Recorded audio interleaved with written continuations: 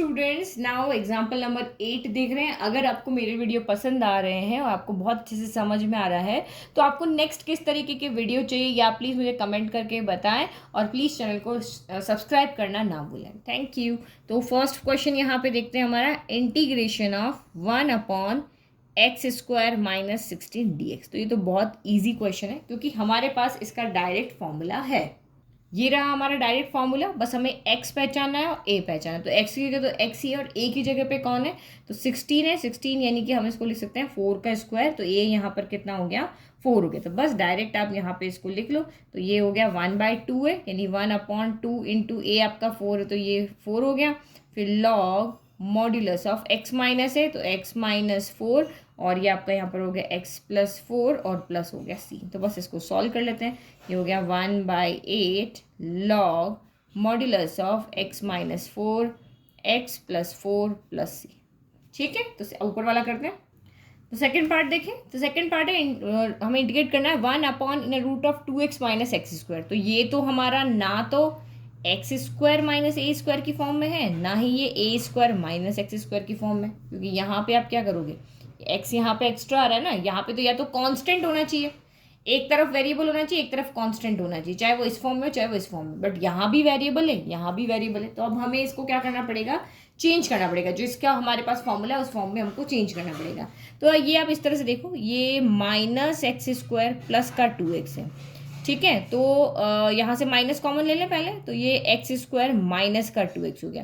तो इस तरह से समझो, ये xa² है, ये -2ab है और प्लस आपका b²। तो अब b कौन है, तो देखो इसको हम ऐसे लिख -x² माइनस 2, a की जगह पे x है, b की जगह पे 1 है। तो यानी कि यहाँ पे क्या होना चाहिए, +1 का स्क्वायर होना चाहिए। तो अगर मैं इसके अंदर यहाँ पे क्या कर दूँ, प्लस का 1 कर दूँ, माइनस का 1 कर दूँ, तो ये मेरा मिलके एक फॉर्म में चेंज हो जाएगा, यानी कि x माइनस 1 के होल स्क्वायर की फॉर्म में चेंज हो जाएगा। तो इस तरीके से ये हमारा काम हो जाएगा।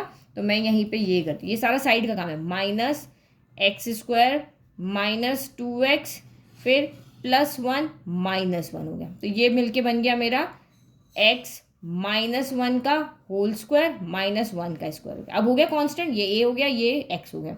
बट हमारा बाहर का माइनस कहाँ जाएगा, तो इसको हमें अंदर लाना पड़ेगा। तो ये नेगेटिव को बना देगा पॉजिटिव और पॉजिटिव को बना देगा नेगेटिव। तो ये इस तरीके से, तो इसकी जगह पे हम क्या लिखेंगे, ये लिखेंगे। तो ये आपका रफ वर्क है, आप इसको डायरेक्ट यहाँ पे ऐसे लिख सकते हो। ठीक है, तो हमने इसको ये a² माइनस x² की फॉर्म में चेंज हो गया। तो हमारे पास फॉर्मूला भी होता है, अगर आपको फॉर्मूलाज याद है तो integration of 1/√a² minus x² का फॉर्मूला होता है हमारे पास में यहाँ पर sin inverse x/a plus a c। ठीक है, तो आप यहाँ पे पहले इसको चेंज कर लो, 1/√1² माइनस x माइनस 1 का होल स्क्वायर dx। बट यहाँ पे x है तो यहाँ पे भी x ही होना चाहिए, इसके प्रोडक्ट में या फिर इसके सब्ट्रैक्शन में, एडिशन में कुछ नहीं होना चाहिए। ठीक है, तो हम इसको पहले t मानना पड़ेगा। तो यहाँ पे लिख लेते हैं हम, let x minus 1 equal to t। तो dx इक्वल टू आपका कितना हो गया, यहाँ पर dt आ गया। अगर ये ऑब्जेक्टिव में आता है, ऐसे आता है, तो आप डायरेक्ट कर लो, उससे कोई फर्क नहीं पड़ेगा, क्योंकि कांस्टेंट है, इसका डिफरेंशिएशन करोगे तो वैसे भी आपका 1 ही आने वाला है। ठीक है, तो ये यहाँ पे किया इंटीग्रेशन, बट जब ये ऑब्जेक्टिव में जाके सब्जेक्टिव में आएगा तो सॉल्व करना पड़ेगा।